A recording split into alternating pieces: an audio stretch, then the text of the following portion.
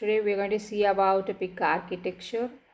So the PIC architecture consists of RAM, ROM, CPU, timers, counters, and it support the protocols of SPI, CAN, UART. These are the serial communication protocol, which is used for interfacing with other peripherals.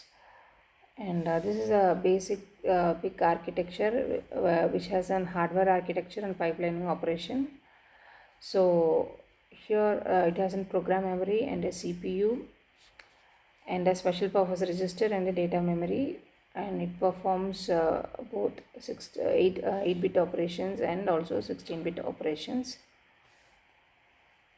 So this is a basic block diagram of PIC microcontroller. So it just look at the diagram. So you have a RAM, ROM, CPU, timers, counters, and all serial communication interfaces.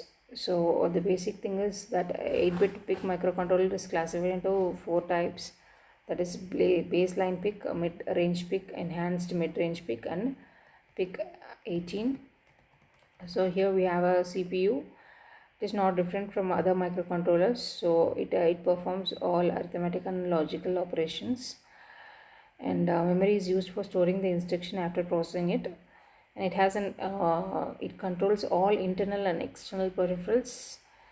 And next is your memory organization. You have a program memory, data memory.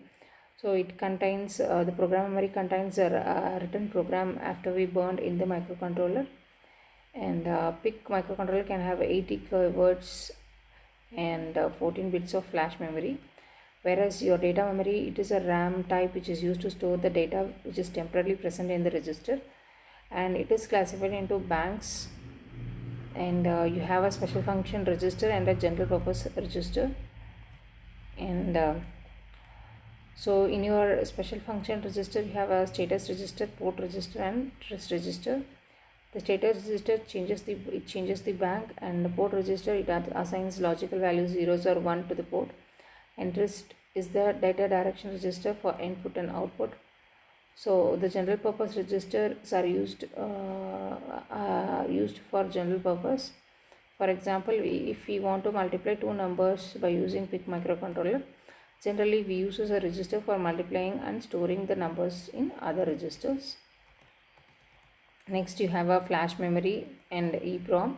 EEPROM is, we can write the program from only once. We cannot use again the microcontroller for multiple times, whereas your flash memory is also a programmable read-only memory in which we can read, write, and erase the program.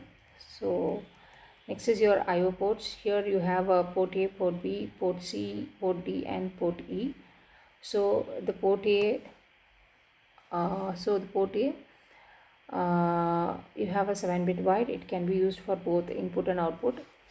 And port B is something 8-bit port. This also can be used for input and output. And port C is also an 8-bit, and port D is also an 8-bit, and whereas port E is something a 3-bit for additional control signal of A to D converter. So next is you have a buses that is used to transfer and receive data from one peripherals to another peripherals. So here you have a address bus, data bus, so that, and also control bus. So address bus, hope you all know about, it is used to transfer and receive the data, whereas address bus is something that you have to transmit the memory address from the peripherals to the CPU. And you have a to D and D to A converter, which convert the analog signal into digital signal. And so I have timers and counters. So the timers and counters are important, as timers can tell the time and count, and it has 4 timers, that is timer 0, 1, 2, and 3. So timer 0 and 2 are 8-bit timers, and whereas 1 and 3 are 16-bit. And interrupt, it has a 20 internal interrupts and 3 external interrupt sources, that is A, D, C, and USRT and timer.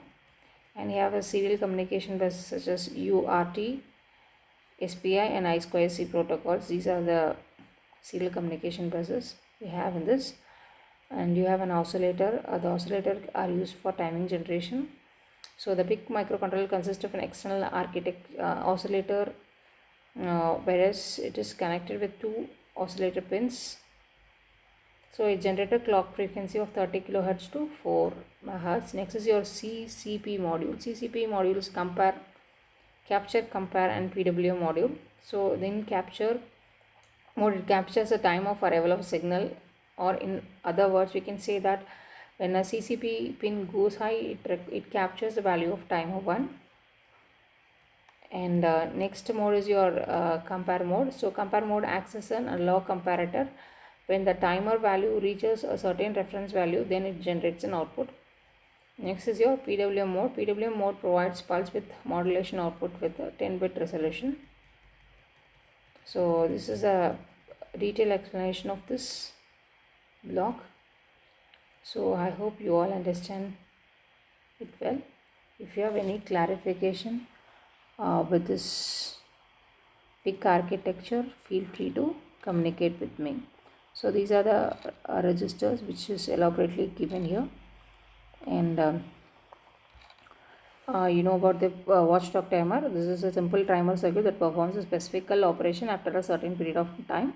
If something goes wrong, then it supports pipelining instruction. If you have any clarification related to this topic, please feel free to communicate me. Thank you.